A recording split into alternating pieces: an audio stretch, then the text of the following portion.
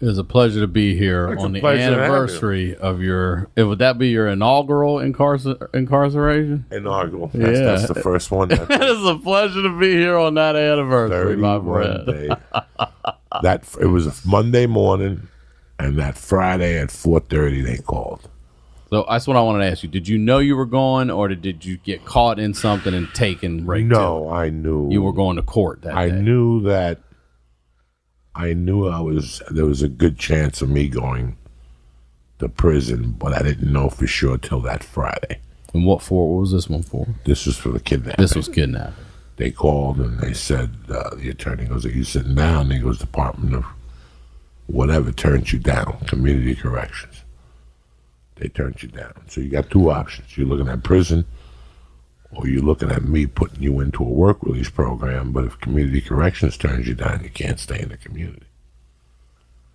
So he goes, right now you're looking at a 10%, 90-10, whatever you do this weekend, have a good weekend. Oh, and shit. You're walking into court Monday at 9. And right there, I sat, I got a little crushed. I took the chicken I was cooking up. I like that little grease on the side where you put your Italian bread in. I ate it, and I go, fuck it. If this is my last weekend, I might as well make it a good one. I didn't cry. I didn't freak out. I knew this day was coming. When was the question? So right there I go, I'm not going to go to jail. I'm going to talk this judge out of it. Like, that's how cocaine and how retarded I was. I'm going to go tell this judge what time it is. Not a second of any fucking kind I of wasn't going to right. write a speech or nothing. I was just going to go in there and tell him what was going on here. Look, he was selling drugs. Me and my friends were taking the drugs off the street. Where I come from, that's a superhero. Okay, so knock it off with the jail time here. This is a conversation amongst men. The cocaine's off the street. You know what I'm saying? Yeah. Everybody's alive. Let's wrap this up. You're welcome. Why are we going to pay the tax fucking payers? Why are we going to burden the taxpayers? That was He's the all the way, speech yeah, right. that I went and That intended. cocaine told you to That say. was the cocaine. Yeah. And all weekend long, you should have heard me. I was like fucking Trump without the teleprompters. I was fucking practicing and like telling them like this is what went down your round and it's no big deal. It's no big deal. No big deal. You know what I'm saying? And I never forget walking in there on Monday and he looked me up and down and my attorney saying, he'd like to address the speech. He'd like to address the court. And I took 2 steps forward. And as I went to speak, my voice disappeared. I sounded like a little fucking mousy fag. I was like, I just want you to know that. And it just broke and broke and broke. Like, he looked like a little Fidel Castro with a compact head. He had a tiny little head, but it was all hair. He looked like a baby gorilla. Mm-hmm. All you could see were lips and 2 little white Italian eyes. I remember that. He told me to step back. Like I had broken apart. Like I just fell apart. Like I'm not ashamed to say it. Whatever speech, whatever I had been doing on playgrounds and parks and delis for 20 years, he scared the fuck out of me. Like I broke. And he goes, all right, stand up. 4 to 6 years, Department of Correction. My buddies were there. My girlfriend was there. Family was there. Do you go to Rikers for that? No, I was in Colorado at the time. Oh, you're in Colorado at the time. Okay. And then I just said goodbye. Like I just hugged. I was starting college Wednesday. I was starting 2 classes. days later. 2 days later. So we argued that fact. And listen, because I had like an ounce of coke. And I had about a half ounce of coke at the house. Plus, I had 3 buddies that had flown out from New York, and they were holding. They hadn't slept in 3 days. They're in court sweating bullets, trying to give fucking, we want to give a reference. Smelling of alcohol. You know what I'm saying? Mike Duffy, Tommy Russo, and some other guy, Sabatino, showed up on a fucking Sunday morning. They were at the airport. We came out to give you support. We'll be at the courtroom. You can hear him. And the Russo guy at the time was married to a 16-year-old chick. Like, he was married to an underage chick or some shit. What? And they showed up in my courtroom like nothing. And here's the really ironic thing about life. That I shook all their hands. I cried when I hugged my girlfriend. I felt really bad for her family. I couldn't make eye contact with her family. But when they led me in the back cell, like the first cell, there was a camera, you know. I had a suit on. I took the jacket off and I left the shirt with the tie. I loosened my tie. I was overwhelmingly tired. Like it had this was the stress of, since 1979, I knew that this day was going to come. Once I put her in the ground, I knew this day was coming. It was 88, you said? It was 88. So it took 9 years. It took 9 years. Wow. I stayed out playing this fucking cat and mouse game for 9 years.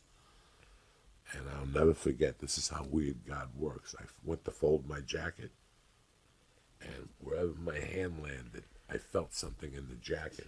Oh, shit. And I went into the inside pocket, and there was a little, it was a Coke bundle. And when I tried, because there was a camera on me, so I had to go by the sink. I mean, the fucking cell. This is what I love about you. I wasn't going to do it. I had to go by the sink because there was a camera. Yeah, you're in now. I'm in. You're in now. How many people could say that they snorted a gram of blow in county jail? Not too many. That's historic time shit. I went over by the sink. I opened it up. There it was. I still had cash. I still had my wallet. I still had my belongings. They hadn't processed me. I took the dollar bill. I rolled it up. And I did the whole fucking thing in 2 blasts. Wow. I was fucked up for 15 minutes. I was jawing. And do you know, next thing I know, they were waking me up. Waking you up? What happened? Because of I was going to say, you're the adrenaline, the weight of the world was done. It was a natural speed. It was 9 years of fucking hiding from people, robbing from people. I was at peace. Nobody could get to me. The phone couldn't ring. Nobody in this prison knew me. It was like I fell asleep, and I remember them waking me up, and I was really out of it. Like I was tired. Like this had been 10 years of me not sleeping, like not having peaceful sleep, going to sleep knowing that I got to get up tomorrow and fucking go rob Sigler's house. I got to get up tomorrow and figure out how to get through Burbank without seeing Lee. Lee's going to go to all my spots tomorrow and try to blow my game up because I just robbed Lee. Lee's just finding out right now he's missing a kilo. So right now, Lee's attacking all my spots. So it was like 9 years of that type of stress just fell off my shoulders. I think you might have mentioned it before, but like, why didn't you how much of you thought about running when your lawyer told you were going to jail? Like, I don't know where you'd go, Mexico. America's Most Wanted had just started. And 2 years prior to that, I read an article about a guy it was 1980. And in 1951, he was at a party. And he was making out with some chick, and he bit her in the neck. What? Bit her, and he took a piece of meat out of her. Damn. And it was assault, and his parents took the kid and got him out of there. And he moved into a new residential area, and he went to college under an assumed name and started a new life, and never again for 30 years did he even have police contact. And then one day he got into a car accident. He went to the hospital. They fingerprinted into the background check, and now he was wanted for murder. Oh, he killed her when he bit killed her. her. Oh, I He didn't did realize she something. died. He killed her, Holy yeah. shit. So I thought about that story. I thought about the story about, I get away with it now. What about 30 years from now when I'm in fucking my kid, I got to go to a hospital, God forbid, and they fingerprint me, and there I am. Because they usually do background checks when you go to a hospital ward. A lot of people know it. There's hotels that do background checks. When you call an airline, as you're speaking to them, they're doing a background check. Especially if you've flown them before. Yeah. Or everything's coming up. So background checks weren't moving that fast then. But I still remember a story in Boulder about a guy way before I got arrested. Way before I even thought of getting arrested. He was driving on a Saturday afternoon, Sunday afternoon, got into a car accident. His wife and baby died. He ran from the scene. Once they got him, they realized that he was a murderer from Florida that was wanted for 20 years. No way. So I always knew that the odds were against you. When you run, the odds will always be against you. That's that fucking, what's his name, Robert Durst shit. And if you run for all you got to remember that once they get you, now you can't make bail because you're a flight risk.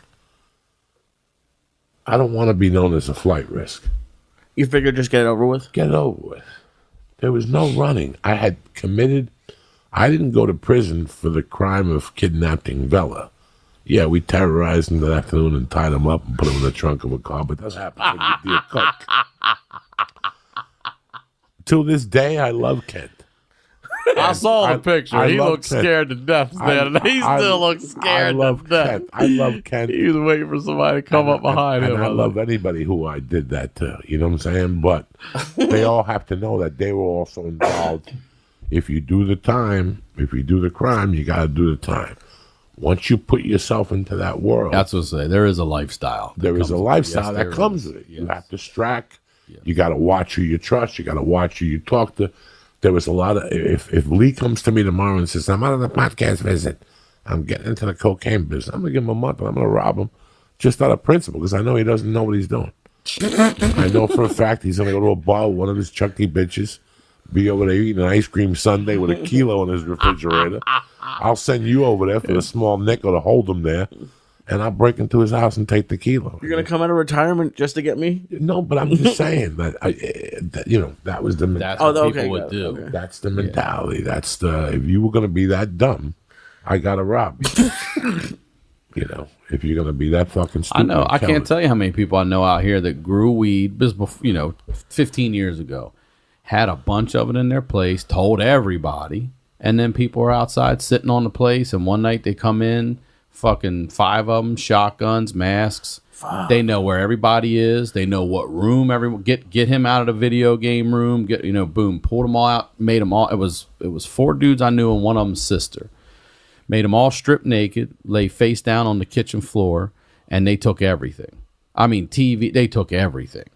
And then they rolled out and said, if any of you get up and call the police, we'll be back in 5 minutes. There's another car out there waiting to kill you. And they just laid there for a while and then finally called. But they got hit twice because they talk too much. They tell everybody, we got all this weed. I mean, stop telling everybody that. You're telling everybody where you live these days on Facebook. I'm out of town. That's another one. I know you'd all be on that shit. Lee's out of town for a week. Let's go to his place and steal the fucking coke out of the fridge. When I leave town, I got fucking cameras. I got that Sebastian security system put in, the one he talks about on stage. Because I had the basic. I went all out. The fucking neighbors are very watchful on that block. You have to be. I don't take anything for granted because I know that's when I would rob people at their most vulnerable. When they were the most vulnerable that they were, that's when I'd fucking take you down. When you didn't even know it, when you get sloppy. Can't get sloppy in life. I made a living out of people getting sloppy. There was a day where I would put a suit on. There was days I would just put a suit on. And you see all these buildings on Lancashire? Yeah. I would just walk up and down the buildings. And I'd knock on doors. Hey, is Ryan Sickler here? No, there's no Ryan Sickler here, sorry. But then you get the white assholes. Hold on, let me check. Yeah. Let me look in the log. Mind your business. Do your work. You know how many times I knocked on the door and there'd be a purse sitting on a fucking... You know how many times I knocked on the door open and there'd be a deposit bag on a desk?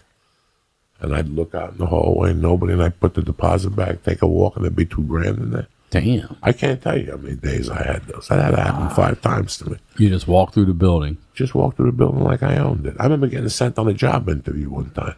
I robbed the joint. I robbed the joint. They told me 10 o'clock. I'm conscientious. I'm there at 9:30. Yeah, hell yeah. They got the whole place open, the safe wide open. Safe was wide open. I kept knocking. Hello. Oh, what do we have here? I walked out of there and I had a suit on. I took so much change that the suit was sideways.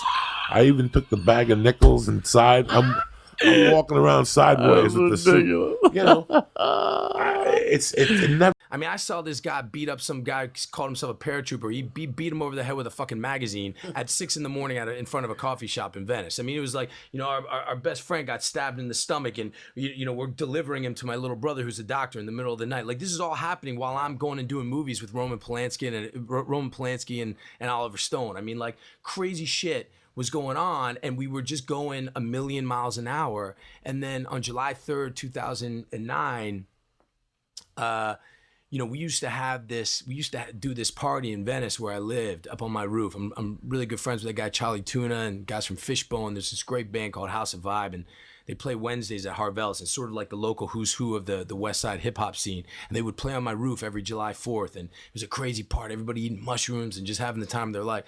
And the night before that party, I just needed to get away for a second. I was walking my dogs. I'm walking down the street, and I see there's like a house party. These assholes in this party, and there's an old couple playing the didgeridoo, right? And they're sitting there, and a man and his wife, and I see this one guy, and I just fucking lock onto this guy, and there's just something about it where I just couldn't take my eyes off him. He was with this group, everybody's all fucked up, and he was like the ringleader, and he goes up to this old woman who's playing the didgeridoo right next to her husband, and he puts the didgeridoo on his dick, so it looks like she's blowing his, there's something about that just fucking pissed me off so much, and I'm just looking at him, and then all of a sudden he locked onto my dog, and it was crazy because I'm like 20 yards away from him, and with this dog right here, he calls Boss over, and Boss runs over to him, right? And he's holding her up, so I call Boss back, and he held on to Boss. And there's just something about my dogs and my family and my friends that I just like, I can't take that shit, man. And it was a different time in my life. So I went over and I grabbed Boss from him, and the guy goes, "Hey man, get your hands off my dogs." And he's got all his friends right there, right? And I just looked at him, and I still just had a real coldness in my fucking heart, man. And I grabbed him and I started walking away. I said, "Come on, Boss." And he said, "I told you not to, grab my dog." And his buddy started following me, pushes me in the back, and I turned around, boom, and I just hit him. And at that point in my life, man, we were getting in street fights all the time, man, all the fucking time. He was right up the street. I hit this guy, gets knocked out standing up, crashes his head on the pavement. He's fucking out. His buddies jump me. I'm trying to fight them off me. They get on top of me. All of a sudden, Kerrigan comes run. So I don't know how the fuck this guy heard about it, but Kerrigan comes and bam, and like he's trying to rip dudes off. And then the police come, and it's this huge mess, man. And when the thing gets all broken up, there's one guy, lying in a pool of blood, and they say, "Who did this?" And it's their party. So me and Kerrigan are handcuffed on the side of the road, and they're all pouring on me, pouring beers on our heads because it's all their people, And anyways, long story fucking long. They ended up taking me away because the guy wasn't waking up. They put him in an ambulance. He still hadn't woken up 45 minutes later. And I'd been in trouble my whole life. And I'm down there now. And, I had a career, man. I was a series regular on a few TV shows. I'd done, 12, 15 movies. And I'm sitting there on this bench in the Pacific Division. And, all of a sudden, I remember being locked up when I was a kid because I'm in a situation where I'm handcuffed to this bench, and they got the wall right there, so you can't even move to one side or the other. And I had to piss so fucking bad. I couldn't believe I'm at a situation when I piss, I can't go piss. I gotta ask somebody permission. He's not gonna let me. And these cops are on me. "Hey, if he doesn't wake up, that's it, motherfucker." You know how they are, just in my ear. "If you don't wake up, you're done." And I knew, man, right there on that bench, I said to myself, "Look, man, this is gonna go one of two ways. But if he doesn't wake up, I'm going down and I'm going through that room that way. And I'm done, man. I'm done with family. I'm done with friends, and I'm gonna be the devil. I know what it means to be locked up in California, and you ain't getting out of that clean. And I'm ready to be that guy. I'm ready." And it was a scary feeling because I wasn't scared. It was peaceful. I'm ready to be that guy. But Lord, if you can just wake this guy up, like if you can just change this, I am done, man. I'm done with the bullshit. I'm done with the drinking. I'm done with the messing around. I'm going to commit to my lady. I'm going to commit to my work. I'm going to be about making a family, and I'm going to trim all the fat off my life. And I know I should have learned this lesson, but I need to learn it, but I've learned it now. If you just give me this shot. And look, sure enough, this guy ended up waking up. He ended up suing me for a whole shit ton of money, because I had just done Night at the Museum too, which they fucking put my face on the poster. So my poster's all over California. He saw it. He goes, "That's the guy that knocked me out." So now he's suing me for $2 million, saying he's got vertigo and PTSD and all this bullshit. And point being, man, right after that is when I was faced with this situation where I had an audition for Walking Dead. And July 3rd, 2010, 1 year later, I was on set for Walking Dead, and I got married right after the first year of Walking Dead. And that's really when my life changed in every single way. And I started working different, started behaving different. And I can tell you, man, I've really, something Sean says all the time, man. I think the biggest gift you can hope for in this world, I don't mean to be, preachy, man, but I think is peace, man. If you can find some peace of mind. I got nothing left to prove to anybody anymore, man. I have real peace. I'm in love with my wife. I'm in love with my kids. I'm in love with my career, and I get the best friends in the world. And there's no part of me anymore that needs to go out and be the guy. There's no part where if I see some sort of brand of injustice, I need to insert myself and say, hey man, don't you fuck with that motherfucker. Now don't get me wrong, you're not gonna mess with my wife, you're not gonna mess with my kids or my friends, but I'm not going around with this, I think we're confused, man. I think we're confused that we feel like as men we need to go prove ourselves all the time and we need to assert ourselves. And to me, honestly, there's actually nothing less manly, I think, than being the loudest voice in the room. And what I came to figure out, literally a year later on July 3rd, 2010, I remember I ended up writing a letter. I never sent it to the guy. I wrote a letter to that guy that I knocked out. And I remember thinking and realizing that was me and not to get too trippy, but that was me that I knocked out. That was the old version of me, man. I saw shit in him. I saw behavior in him. I saw a brashness and a loudness and a disrespect in him that I'd seen in the younger version of myself. And I was done with that guy, man. I was done with that guy. And, that event ended up really changing my life right there along with Walking Dead. And I think I don't have one without the other. It's so weird how a negative turned into a positive. If you can make it, man. I still remember being in a jail cell with a fucking Armani suit on, with handcuffs on, and they just gave me 6 years, and I'm like, that's it. That's it. This is it. And I went to sleep. After I got sentenced, I just laid my head down and fell asleep for 3 or 4 hours. I was done. And it took me more years to get peace. But you're absolutely right. There's nothing better than a peaceful man. Ever since I shot that Netflix thing in June, everything changed for me, especially comedy-wise. I'm a better comic because I'm at peace now. I really don't give a fuck that I bombed or whatever the fuck they think. It's what I do today, That's it. And I go home at night. It's so weird how, was there a transition period when peace came into your life that you figured something was missing? Have you ever had that? Look, man, I think anytime you give up anything, the first thing that happens is there's a big ass hole, and when I sort of gave up kind of being crazy and going out and doing all these things, and I didn't know what the fuck to do with myself. I didn't know who I was. I didn't know if I could act. I didn't know unless I was the guy sort of bleeding out and being the craziest. I mean, you can ask Kerrigan. I mean, I was the guy, man. I was the guy who was doing the craziest shit. And anything that people were down for, I was, hey man, let's go. And when I gave that up, the case of my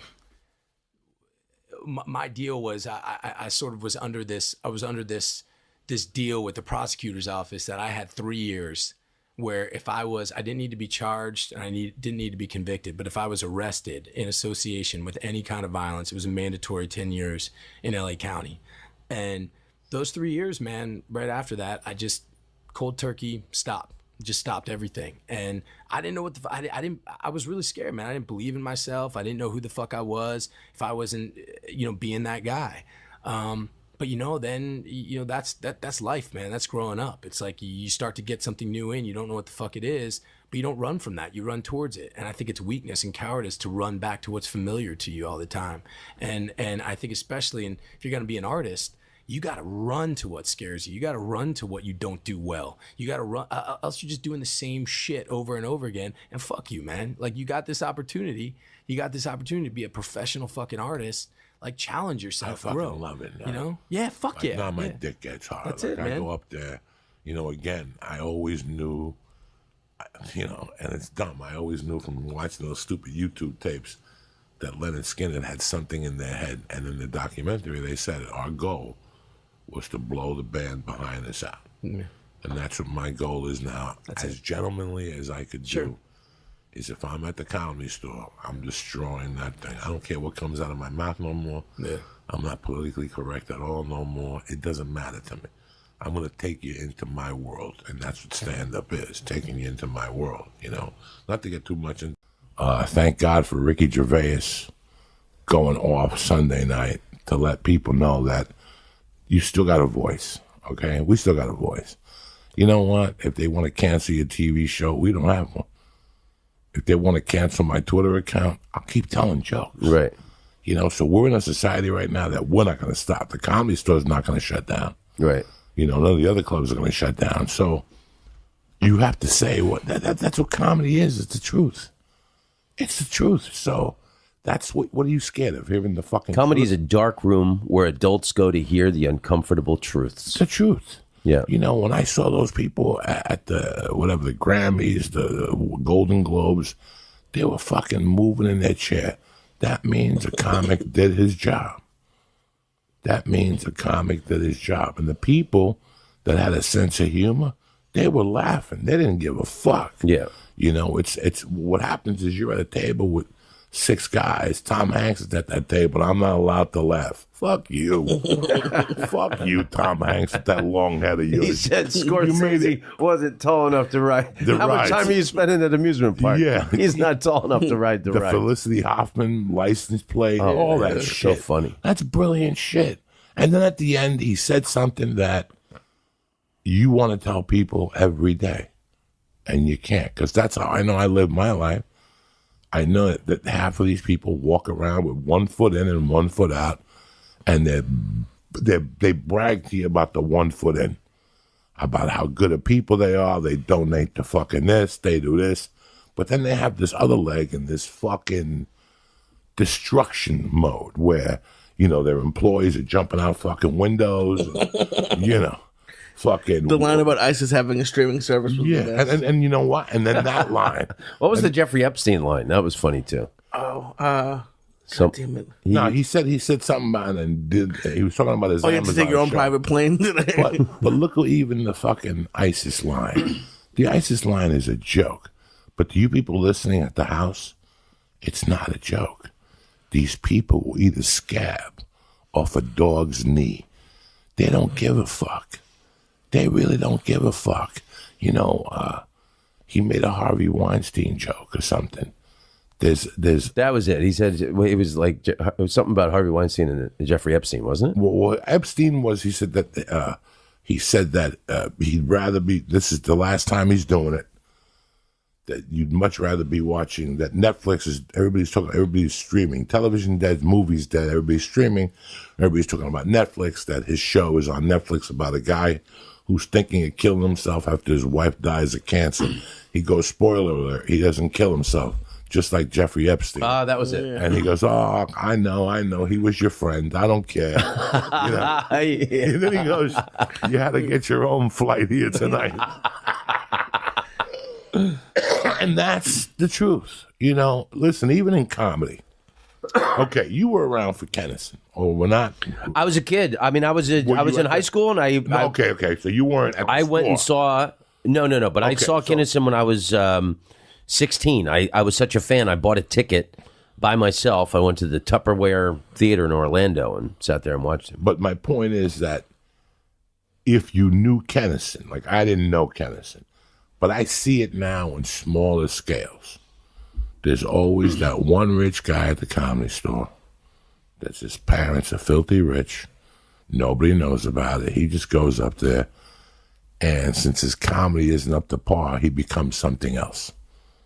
He has to lure them in with something else, you know. And when you could see that Jeffrey Epstein was just one of those guys that hobnobbed against big-time people, and then, oh, take my jet, come to my island, you know. It became like a fucking joke. There's people like that creep into your circle, and they're called, what are those people that if you eat cake, they give you cake? What are those people? Enablers? Enablers. They're really like fucking enablers, like you know.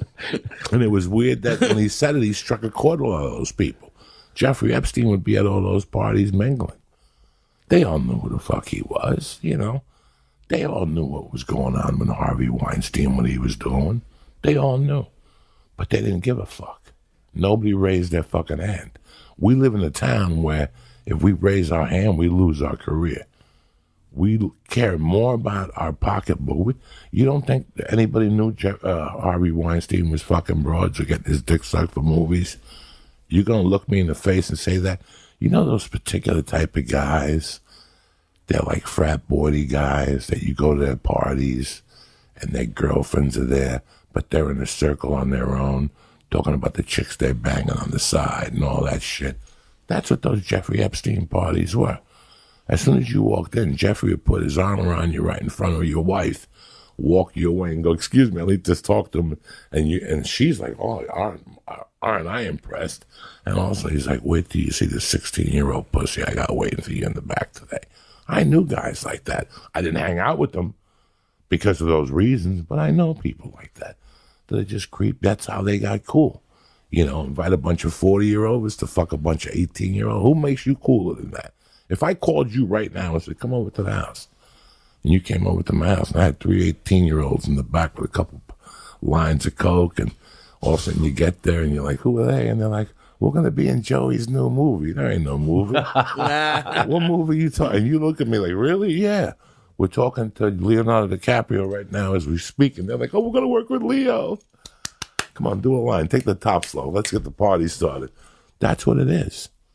You're going to tell me you didn't know about those parties? You're going to look me in the Matt Damon didn't know about those? Brad Pitt didn't know about those? Leonardo DiCaprio didn't know about those? I'm not mad at them. I would have probably gone to those too. Or taking the $20 million for the movie. Or, you know what I'm saying? So we live in the worst, you know. I used to love to call, I'll tell you a guy, Mark Babbitt, because we both. I love Babbitt. And Babbitt worked you and I together. You and I met because Babbitt booked us together. But I got into a point with Babbitt where I would just call him to say hello. And I would get off the phone. I would never ask him for work. Because I always wanted people, even today in comedy, there's a guy that gave me my first Wednesday in Brea. His name is Dan. He's out of the improv organization, but guess what? I still call him once a month because I know no other comedians call that guy. Yeah. Once you're out of a position to put money in my pocket, we don't need you no more. I think that's horrible. I think whoever raised you did a bad job. Yeah. I think that, and I don't do that with people. Even after somebody leaves a club, if they took care of me, I try to call them once a fucking year. I still call the bowler from San Jose. They used to have a manager on the weekends. He was a professional bowler. He just gave up and moved to Vegas. I still check in with him once a year to let him know that all those spots he gave me weren't in vain.